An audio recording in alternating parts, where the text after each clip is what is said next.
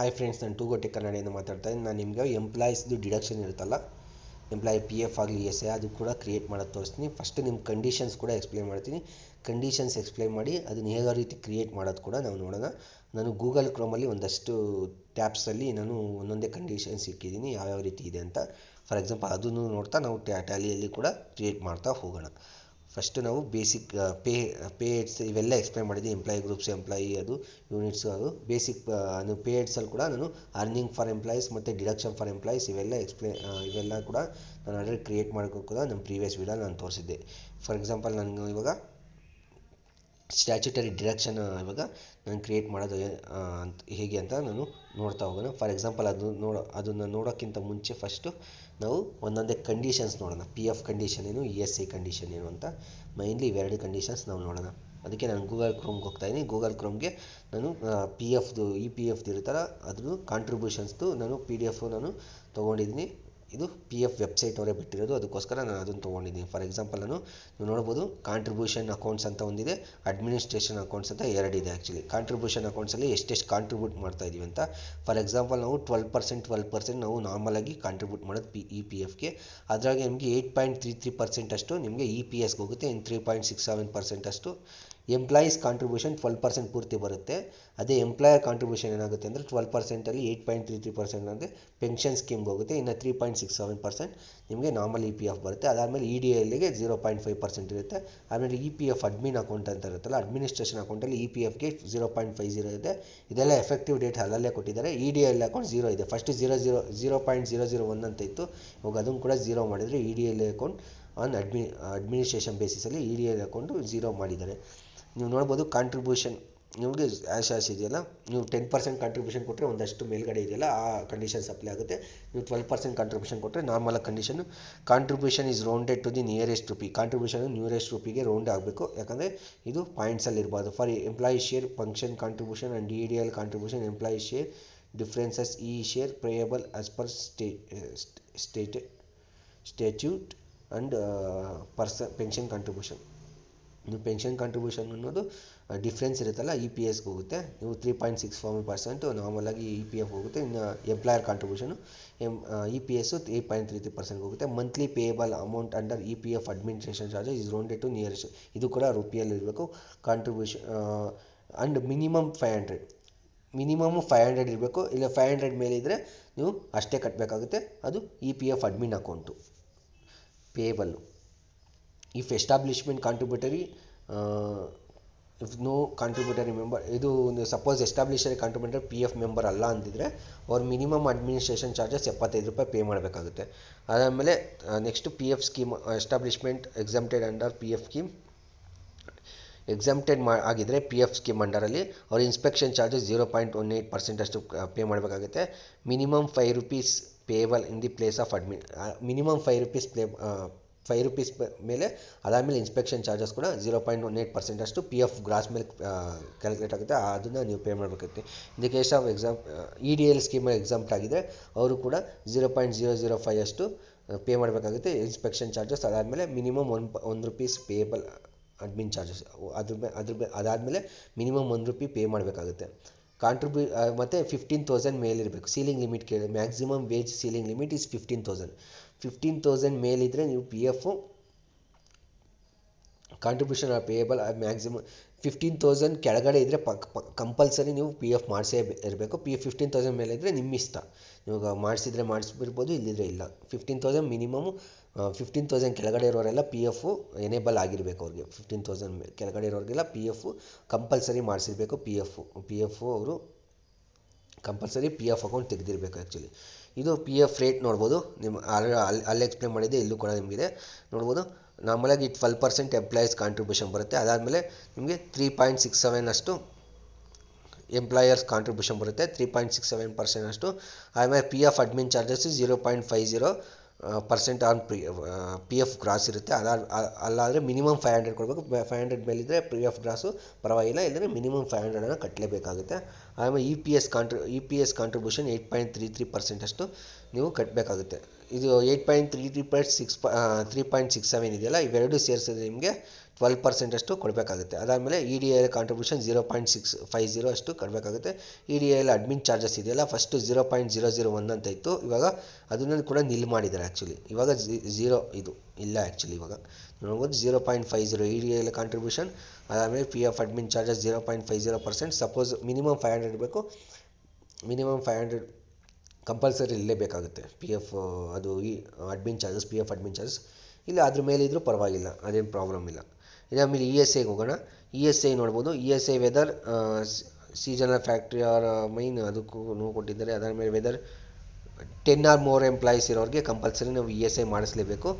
Employee wage limit 21,000 ಕೆಳಗಡೆ ಇರೋರೆಲ್ಲ compulsory E S I ಮಾಡಿಸಿರ್ಬೇಕು. 20,000 ಮೇಲೆ ಇರೋರಿಗೆ ಏನು ಅವಶ್ಯಕತೆ ಇಲ್ಲ, ಅವ್ರು ಮಾಡಿಸಿದ್ರೆ ಮಾಡಿಸ್ಬೋದು, ಇಲ್ಲಿರಲಿಲ್ಲ. ಪಿ ಎಫ್ಗೆ 15,000 ಇದೆ, ಇ ಎಸ್ ಐಗೆ 21,000 ಇದೆ, ಸೀಲಿಂಗ್ ಲಿಮಿಟು ನೋಡ್ಬೋದು. E S I first previously 4.75 1.75 ಇತ್ತು ಎಂಪ್ಲಾಯಿ ಶೇರು ನೋಡ್ಬೋದು. Employee share 4.75, employee share 1.75. ಇವಾಗ 1/7/2019 ಇಂದ ಎಂಪ್ಲಾಯರ್ ಶೇರ್ 3.25 ಆಗಿದೆ, ಎಂಪ್ಲಾಯಿ ಶೇರ್ 0.75 ಆಗಿದೆ, ಟೋಟಲ್ 4 ಆಗಿದೆ. ಫಸ್ಟ್ 6.5 ಇತ್ತು, ಇವಾಗ 4 ಆಗಿದೆ ಆ್ಯಕ್ಚುಲಿ. ಕಾಂಟ್ರಿಬ್ಯೂಷನ್ ಕೂಡ ನೋಡ್ಬೋದು. ನಾವು P F E S I website ತೆಗೆದಿದ್ದೀವಿ. ಇ ಎಸ್ ಐ ವೆಬ್ಸೈಟಲ್ಲಿ ಕೂಡ ನೀವು ಓದ್ಬೋದು. Currently the employees contribution is 0.75 and the employer contribution is 3.25. Currently ಇವಾಗ ಕರೆಂಟಾಗಿ ಸಿಚುವೇಷನಲ್ಲಿ ಇಷ್ಟಿದೆ. 3.25, 0.75 and paid or payable in respect of employee in every wage period in receipt of average daily wage is 137 ಇರಬೇಕು, up to 137 exemption from the payment for contribution. ಅದೇ 137 ಮೇಲಿರೋರಿಗೆಲ್ಲ ನೀವು E S I ಪಕ್ಕ cut ಮಾಡಲೇಬೇಕು. 137 ಕೆಳಗಡೆ daily wage 137 ಕೆಳಗಡೆ ಇರೋರಿಗೆ ಅವಶ್ಯಕತೆ ಇಲ್ಲ.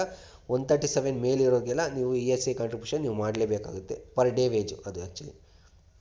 ನೀವು ನೋಡ್ಬೋದು, ಅರ್ಥ ಆಗಿದೆ ಅಂದ್ಕೊಳ್ತೀನಿ. ನೀವು ಫುಲ್ಲು ನೀವು E S I P F ಯಾವ ರೀತಿ ನೀವು ಇಲ್ಲಿ ಎಂಟರ್ ಮಾಡಬೇಕಾಗುತ್ತೆ. ಫಾರ್ ಎಕ್ಸಾಂಪಲ್ ನಾನು ಎಂಪ್ಲಾಯೀಸ್ ಪಿ ಎಫ್ ಎಂಟರ್ ಮಾಡ್ತೀನಿ. Employees provident fund 12% actually. ನೀವು ನೋಡ್ಬೋದು, ಇದನ್ನು ನೀವು ಎಂಪ್ಲಾಯೀಸ್ ಸ್ಟ್ಯಾಚ್ಯುಟರಿ ಡಿಡಕ್ಷನ್ ಅಂಡರಲ್ಲಿ ಪಿ ಎಫ್ ಅಕೌಂಟ್ ನಂಬರ್ 1 ಅಂತ ಇದೆಯಲ್ಲ, ಅದರ ಸ್ಟ್ಯಾಚ್ಯುಟರಿ ಟೈಪ್ ಅದನ್ನು ನೀವು ಸೆಲೆಕ್ಟ್ ಮಾಡ್ಕೊಬೇಕಾಗುತ್ತೆ. ಅದಾದಮೇಲೆ ಕರೆಂಟ್ ಲಯಬಿಲಿಟೀಸ್ ಅಂಡರು ಇದು ನೆಟ್ ಸ್ಯಾಲರಿಗೆ ಎಫೆಕ್ಟ್ ಆಗಬೇಕಂತ ಕೇಳ್ತೀವಿ. ಎಸ್, ಇದನ್ನೇನಂತ ತೋರಿಸ್ಬೇಕು ಪಿ ಎಫಲ್ಲಿ, ಪೇ ಸ್ಲಿಪ್ಪಲ್ಲಿ ಅಂತ ಕೇಳ್ತೀವಿ. ಇ ಪಿ ಎಫ್ ಅಂತ ಅಟ್ 12% ಆ್ಯಕ್ಚುಲಿ, ಅಟ್ 12% ಅಂತ ತೋರಿಸ್ಲಿ. ಆಮೇಲೆ currency of ledger rupees as computed value ಮಂತು ಆಟೋಮೆಟಿಕಾಗಿ ಸೆಲೆಕ್ಟ್ ಆಗಿದೆ. Normal rounding 1. ಇದು ಕಾಂಪ್ಯೂಟು ಅನ್ಸ್ಪೆಸಿಫೈಡ್ ಫಾರ್ಮುಲಾ ಇದು ಆ್ಯಕ್ಚುಲಿ. ಇದು ಪೇ ಹೆಡ್ಸ್ ಕೇಳ್ತದೆ. ಪೇ ಹೆಡ್ಸು ಬೇಸಿಕ್ ಪೇ ಮತ್ತು ಇದು ಡಿ ಎ ಮೇಲೆ ಬೇಸಿಕ್ ಪೇ ಮೇಲೆ ಮತ್ತು ಪಿ ಎಫ್ ಅನ್ನೋ ಡಿ ಎ ಮೇಲೆ ಕ್ಯಾಲ್ಕುಲೇಟ್ ಆಗುತ್ತೆ ಎಂಡ್ ಆಫ್ ದಿ ಲಿಸ್ಟ್. ಎಷ್ಟು ಪರ್ಸೆಂಟೇಜು ಈ ಬೇಸಿಕ್ ಪ್ಲಸ್ ಡಿ ಎ ಮೇಲೆ ನಮಗೆ ಪಿ ಎಫ್ ಅನ್ನೋದು ಕ್ಯಾಲ್ಕುಲೇಟ್ ಆಗುತ್ತೆ. Unspecified formula, specific formula, basic plus D A ಅನ್ನೋದನ್ನು ನಾವು ಸೆಲೆಕ್ಟ್ ಮಾಡ್ಕೊಬೇಕು. ಅದಾದಮೇಲೆ ಸ್ಲ್ಯಾಬ್ ರೇಟ್ ಕೇಳ್ತಿದೆ. Slab rate percentage is 12%. ನೋಡ್ಬೋದು, ಅಮೌಂಟ್ ಅಪ್ ಟು 15,000 ಕೊಡ್ಬೋದು. ನೀವು ಎಲ್ಲ ಎಂಪ್ಲಾಯೀಸ್ ಕೊಡ್ತಾಯಿದ್ರೆ ಪರವಾಗಿಲ್ಲ, ನೀವು ಅಪ್ ಟು ಕೊಡಬೇಡಿ. ಇಲ್ಲ ನಾವು ನಮ್ಗೆ ಅಪ್ ಟು ಏನು ಮಾರ್ಕಿಲ್ಲ, ನಾವು ನಮ್ಮ ಇಷ್ಟ ಬಂದಾಗ ಫಾರ್ ಎಕ್ಸಾಂಪಲ್ 15,000 ಮೇಲೂ ಕೊಡ್ತಾಯಿದ್ದೀವಿ ಅಂದರೆ ನೀವು ಇಲ್ಲಿ ಅಪ್ ಟು ಹಾಕಬೇಡಿ. ಸಪೋಸ್ ನಮ್ಮ 15,000 ಕೆಳಗಡೆ ಕಂಪಲ್ಸರಿ ನಾವು ಕೊಡ್ತಿಲ್ಲ, ಪಿ ಎಫ್ ನಾವು ಕಾಂಟ್ರಿಬ್ಯೂಟ್ ಮಾಡ್ತಿಲ್ಲ ಅಂದರೆ ನೀವು ಇಲ್ಲಿ 15,000 ಅಮೌಂಟ್ ಅಪ್ ಟು ಹಾಕ್ಕೊಬೋದು. ನಾನು ಅಪ್ ಟು ಹಾಕ್ತಿಲ್ಲ, ಯಾಕಂದರೆ ನಾನು ಎಲ್ಲ ಎಂಪ್ಲಾಯೀಸ್ಗೂ ನಾನು ಪಿ ಎಫ್ ಪ್ರೊವೈಡ್ ಮಾಡ್ತೀನಿ, ಅದಕ್ಕೋಸ್ಕರ ನಾನು ಅಪ್ ಟು ಹಾಕಿಲ್ಲ ಆ್ಯಕ್ಚುಲಿ. ನೀವು ಅಪ್ ಟು ಹಾಕ್ಕೊಂಡ್ಬಿದ್ರೆ 15,000 ಅಪ್ ಟು ಹಾಕ್ಕೊಬೋದು. ಆ ಥರ ಪೇಯ್ಡು ನೋಡುವುದು. ಓವರ್ ಟೈಮ್ ಅಲೌನ್ಸ್ ಆ್ಯಕ್ಚುಲಿ ನಾವು exclude E S I eligibility ಅಂತ ಇತ್ತಲ್ಲ, ನಾವು ಎಸ್ ಕೊಟ್ಟಿದ್ವಿ ಆ್ಯಕ್ಚುಲಿ. ಇದು ನೋ, ಯಾಕಂದರೆ overtime allowance E S ಐಗೆ ಎಲಿಜಿಬಲ್ ಆಗುತ್ತೆ ಆ್ಯಕ್ಚುಲಿ.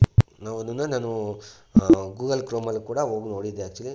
ಗೂಗಲ್ ಕ್ರೋಮ್ ವೆಬ್ಸೈಟಲ್ಲಿ ಹೋಗಿ ನೋಡಿದ್ದೆ. ಫಾರ್ ಎಕ್ಸಾಂಪಲ್ ನೀವು ನೋಡ್ಬೋದು ಇಲ್ಲಿ ನಾನು overtime allowance both remuneration received during the working hours overtime constitution wage thereby wage within limit as per ಈ ಸೆಕ್ಷನ್ ಪ್ರಕಾರ ನಮಗೆ ಓವರ್ ಟೈಮ್ ಅಲೌನ್ಸು ಕೂಡ ಇ ಎಸ್ ಐಗೆ ಎನೇಬಲ್ ಆಗುತ್ತೆ. ಅದಕ್ಕೋಸ್ಕರ ನಾನು ಓವರ್ ಟೈಮ್ ಅಲೌನ್ಸ್ ಕೂಡ ಇ ಎಸ್ ಐಗೆ ನಾನು ತೊಗೊಳ್ತಾ ಇದ್ದೀನಿ. ಅದಕ್ಕೋಸ್ಕರ ಪ್ರೀವಿಯಸ್ ವೀಡಿಯೋಲ್ಲಿ ನಾನು ಹೇಳಿದೆ ನಿಮಗೆ ಓವರ್ ಟೈಮ್ ಅಲೌನ್ಸು ನಾನು ಎಸ್ ಕೊಟ್ಟಿದ್ದೆ ಎಕ್ಸ್ಕ್ಲೂಡ್ ಆಗಬೇಕು ಅಂತ. ಇಲ್ಲ, ನಾನು ಆಮೇಲೆ ನಾನು ನಾನು ಹೇಳಿದ್ನಲ್ಲ ರಿಸರ್ಚ್ ಮಾಡಿ ಹೇಳ್ತೀನಿ ಅಂತ, ನಾನು ರಿಸರ್ಚ್ ಮಾಡಿಬಿಟ್ಟು ನೋಡಿದೆ ಓವರ್ ಟೈಮ್ ಅಲೌನ್ಸು ಇನ್ಶೂರೆನ್ಸಿಗೆ ಬರುತ್ತೆ actually. Name employee state insurance ತೊಗೊತಾನೆ ಅಂಡರ್ ಎಂಪ್ಲಾಯಿ ಸ್ಟ್ಯಾಚ್ಯುಟರಿ ಡಿಡಕ್ಷನ್. ಇದರ ಅಂಡರ್ ನೀವು ನೋಡ್ಬೋದು, ಇದು employee state insurance under statutory pay type ಇದು ಎನೇಬಲ್ ಕರೆಂಟ್ ಲಯಬಿಲಿಟೀಸ್ ನೆಟ್ ಸ್ಯಾಲ್ರಿಗೆ ಎಫೆಕ್ಟ್ ಆಗಬೇಕಂತ ಕೇಳ್ತಿದ್ರೆ S ESA at 0.75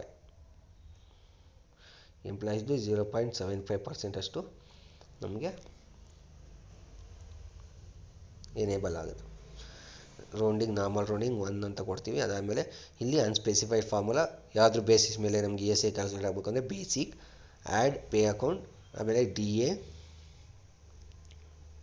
dearness allowance, ಅದಾದಮೇಲೆ ಆ್ಯಡ್ ಪೇ ಹೆಡ್, ಆಮೇಲೆ conveyance allowance, add pay head, ಅದಾದಮೇಲೆ house rent allowance, add pay head, ಆಮೇಲೆ overtime allowance. ಇವು 5 ಮೇಲೆ ಕೂಡ ನಮಗೆ ಕ್ಯಾಲ್ಕುಲೇಟ್ ಆಗಬೇಕು. ಆ್ಯಕ್ಚುಲಿ ಇವು 5 ಮೇಲೆ ನಮಗೆ ಟೋಟಲ್ ಪರ್ಸೆಂಟೇಜ್ ಬಂದು basic plus DA plus conveyance plus house rent plus over time allowance, ಇವು 5 ಮೇಲೆ ನಮಗೆ DA ಅನ್ನೋದು ಕ್ಯಾಲ್ಕುಲೇಟ್ ಆಗಬೇಕು. ನಾರ್ಮಲಾಗಿ ಇದೇ ತೊಗೊಬೇಕು. ಇಲ್ಲಿದೆ ಅರ್ನಿಂಗ್ ಹೆಡ್ಸ್ ಅಂತ ಇರುತ್ತೆ, ಅದನ್ನು ಕೂಡ ನೀವು ಸೆಲೆಕ್ಟ್ ಮಾಡ್ಕೊಬೋದು. ನಾರ್ಮಲಾಗಿ ಇಷ್ಟೇ ತೊಗೊಳ್ಳೋದು. ನಾನು ಏನೇನು ಹೇಳಿದೆ ಅದನ್ನು ಮಾತ್ರ ತೊಗೊಳ್ಳೋದು. ಇದ್ರ ಬೇಸ್ ಮೇಲೆ ನಮಗೆ 0.75% ಅಷ್ಟು ಎಂಪ್ಲಾಯ್ ಶೇರ್ ನಮ್ಗೆ ಡಿಡಕ್ಟ್ ಆಗಬೇಕು. ಆ್ಯಕ್ಚುಲಿ ಅದಕ್ಕೋಸ್ಕರ ನಾನು 0.75% ಆಗ್ತಾಯಿದ್ದೀನಿ. ನೀವು ಅಪ್ ಟು ಕೂಡ ಹಾಕ್ಕೊಬೋದು, ಅಪ್ ಟು 21,000 ಕೂಡ ಹಾಕ್ಕೊಬೋದು. ನಿಮಗೆ ಎಲ್ಲರಿಗೂ ESA ಡಿಡಕ್ಟ್ ಮಾಡ್ಬೇಕಾದ್ರೆ ನೀವು ಹಾಕ್ಕೊಳಂಗಿಲ್ಲ. ನಾನು ಪರ್ಟಿಕ್ಯುಲರ್ ಪರ್ಸನ್ಗೆ ನಾವು ESA ಡಿಡಕ್ಷನ್ ಆಗ್ತಾಯಿದೆ. ಅದಕ್ಕೋಸ್ಕರ ಅಪ್ ಟು ನಾನು ಆಗ್ತಿಲ್ಲ. ಆ್ಯಕ್ಚುಲಿ ನಾವೆಲ್ಲರ ಮೇಲೆ ESA ಡಿಡಕ್ಷನ್ ಮಾಡ್ತಾಯಿದ್ದೀವಿ. ಅದಾದಮೇಲೆ ನೆಕ್ಸ್ಟು ಪ್ರೊಫೆಷ್ನಲ್ ಟ್ಯಾಕ್ಸ್ ಅಂಡರ್ ಬಂದು ಇದು ನಮಗೆ ಎಂಪ್ಲಾಯೀಸ್ ಸ್ಟ್ಯಾಚ್ಯುಟರಿ ಡಿಡಕ್ಷನ್ ಅಂಡರಲ್ಲಿ ಹಾಕ್ಕೊಬೇಕಾಗುತ್ತೆ. ಅಲ್ಲ ಎಂಪ್ಲಾಯೀಸ್ ಅದರ್ ಚಾರ್ಜಸ್ ಅಲ್ಲ, ಎಂಪ್ಲಾಯೀಸ್ ಸ್ಟ್ಯಾಚ್ಯುಟರಿ ಡಿಡಕ್ಷನ್. ಸಾರಿ, ರಾಂಗ್ ಸೆಲೆಕ್ಟ್ ಮಾಡಿದ್ವಿ. ಎಂಪ್ಲಾಯರ್ಸ್ ಅಲ್ಲ, ಎಂಪ್ಲಾಯೀಸ್ ಸ್ಟ್ಯಾಚ್ಯುಟರಿ ಡಿಡಕ್ಷನ್. ಇಲ್ಲಿ ನಮಗೆ ಪ್ರೊಫೆಷ್ನಲ್ ಟ್ಯಾಕ್ಸ್ ಅಂತ ಇದೆಯಲ್ಲ ಅದ್ರ ಮೇಲೆ ಸೆಲೆಕ್ಟ್ ಮಾಡ್ಕೊಬೋದು. ರಿಜಿಸ್ಟ್ರೇಷನ್ ನಂಬರ್ ಇರುತ್ತೆ ಪ್ರೊಫೆಷ್ನಲ್ ಟ್ಯಾಕ್ಸು, ಆ ರಿಜಿಸ್ಟ್ರೇಷನ್ ನಂಬರ್ ಹಾಕಬೇಕಾಗುತ್ತೆ ಕಂಪ್ನಿದು. ಅದಾದಮೇಲೆ ಅಂಡರ್ ಕರೆಂಟ್ ಲಯಬಿಲಿಟಿ, ಅದಾದಮೇಲೆ ನೆಟ್ ಸ್ಯಾಲ್ರಿಗೆ ಇದು ಅಫೆಕ್ಟ್ ಆಗಬೇಕಂತ ಕೇಳ್ತೀವಿ. ಎಸ್, ನೆಟ್ ಸ್ಯಾಲ್ರಿಗೆ ಇದು ಅಫೆಕ್ಟ್ ಆಗಬೇಕು. ಆ್ಯಕ್ಚುಲಿ ಪ್ರೊಫೆಷ್ನಲ್ ಟ್ಯಾಕ್ಸ್ ಅನ್ನೋದು ನೆಟ್ ಸ್ಯಾಲ್ರಿ ಮೇಲೆ 15,000 ಮೇಲೆ ದಾಟಿದರೆ ₹200 ಡಿಡಕ್ಟ್ ಆಗುತ್ತೆ. ನೀವು ಮಂತು ಇದನ್ನೆಲ್ಲ ಸೆಲೆಕ್ಟ್ ಮಾಡ್ಕೊಳ್ಳಿ. ನಾರ್ಮಲ್ ರೌಂಡಿಂಗ್ 1, ಆಮೇಲೆ ಅನ್ಸ್ಪೆಸಿಫೈಡ್ ಫಾರ್ಮಲ್ಲಿ ಯಾವುದು ಬೇಸ್ ಮೇಲೆ ಸೆಲೆಕ್ಟ್ ಆಗಬೇಕು ಅಂತ ಕೇಳ್ತೀನಿ. ನಾವು PF ಅನ್ನೋದು ನಮಗೆ 200 ಬೇಸಿಕ್ ಪ್ಲಸ್ DA ಮೇಲೆ ನಮಗೆ ₹200 ಡಿಡಕ್ಟ್ ಆಗಬೇಕು ಅಂತ ಕೇಳ್ತೀನಿ. ನೀವು ನೋಡ್ಬೋದು ಬೇಸಿಕ್ ಪ್ಲಸ್ DA ಮೇಲೆ ನಮಗೆ ಪ್ರೊಫೆಷ್ನಲ್ ಟ್ಯಾಕ್ಸ್ ಅನ್ನೋದು ಡಿಡಕ್ಟ್ ಬೇಕು. Name of the display pay slip ಮೇಲೆ PT ಅಂತ ಆಗಬೇಕು.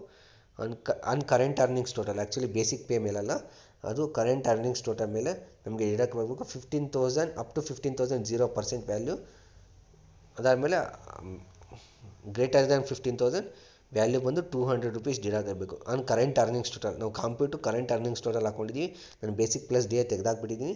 ಇದು ಕರೆಂಟ್ ಅರ್ನಿಂಗ್ಸ್ ಟೋಟಲ್ ಮೇಲೆ ನಾವು ಪ್ರೊಫೆಷ್ನಲ್ ಟ್ಯಾಕ್ಸ್ ಮಾಡೋದು. ನಾನು ಚೆಕ್ ಮಾಡಿಬಿಟ್ಟು ಅದಕ್ಕೋಸ್ಕರ ನಿಮಗೆ ನಾನು ಇಲ್ಲಿ ಎಂಟರ್ ಮಾಡ್ತಾಯಿದ್ದೀನಿ. ನೀವು ನೋಡ್ಬೋದು ಪ್ರೊಫೆಷ್ನಲ್ ಟ್ಯಾಕ್ಸ್ ಅನ್ನೋದು ನೀವು ₹200 ಡಿಡಕ್ಟ್ ಆಗಬೇಕು. 15,000 ಕೆಳಗಡೆ ಇದ್ದರೆ ಪ್ರೊಫೆಷ್ನಲ್ ಟ್ಯಾಕ್ಸ್ ಡಿಡಕ್ಟ್ ಆಗಲ್ಲ.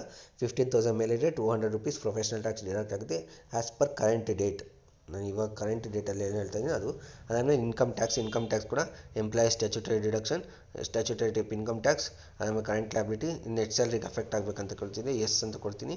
ಫಾರ್ ಎಕ್ಸಾಂಪಲ್ ಎಫೆಕ್ಟ್ ಆಗಬಾರ್ದು ಅಂದರೆ ನೀವು ಅಫೆಕ್ಟ್ ಕೊಡಬೇಡಿ. ಇಲ್ಲದ್ರೆ ಇನ್ಕಮ್ ಟ್ಯಾಕ್ಸ್ ನಾರ್ಮಲಾಗಿ ಅಫೆಕ್ಟ್ ಆಗುತ್ತೆ TDS ನೆಟ್ ಸ್ಯಾಲ್ರಿ ಮೇಲೆ. ಅದಾದಮೇಲೆ Oscar income tax slab rate calculation type ಅದನ್ನು ಆಟೋಮೆಟಿಕಾಗಿ ಸೆಲೆಕ್ಟ್ ಮಾಡಿದ್ವಿ. ಅದಾದಮೇಲೆ ಮಂತು, ಅದಾದಮೇಲೆ ಎಂಟರ್. ಇಷ್ಟು ನಾರ್ಮಲಾಗಿ ಇನ್ಕಮ್ ಟ್ಯಾಕ್ಸ್ ಆಯಿತು. ಇಷ್ಟು ಎಂಪ್ಲಾಯೀ ಸ್ಟ್ಯಾಚ್ಯುಟರಿ ಡಿಡಕ್ಷನ್ಸ್ ನೋಡ್ಬೋದು. ಡಿಸ್ಪ್ಲೇಗೆ ಹೋದರೆ ನಾವು ಯಾವ್ದಾದ್ರು ಕ್ರಿಯೇಟ್ ಮಾಡಿದ್ದೀವಿ. ಎಂಪ್ಲಾಯೀಸ್ ಏಜ್ ಇನ್ಶೂರೆನ್ಸ್ ಕ್ರಿಯೇಟ್ ಮಾಡಿದ್ದೀವಿ, ಎಂಪ್ಲಾಯೀ ಪ್ರಾವಿಡೆಂಟ್ ಫಂಡ್ ಕ್ರಿಯೇಟ್ ಮಾಡಿದ್ದೀವಿ, ಆಮೇಲೆ ನೆಕ್ಸ್ಟು ಇನ್ಕಮ್ ಟ್ಯಾಕ್ಸ್ ಕ್ರಿಯೇಟ್ ಮಾಡಿದ್ದೀವಿ, ಪ್ರೊಫೆಷ್ನಲ್ ಟ್ಯಾಕ್ಸ್ ಕ್ರಿಯೇಟ್ ಮಾಡಿದ್ದೀವಿ.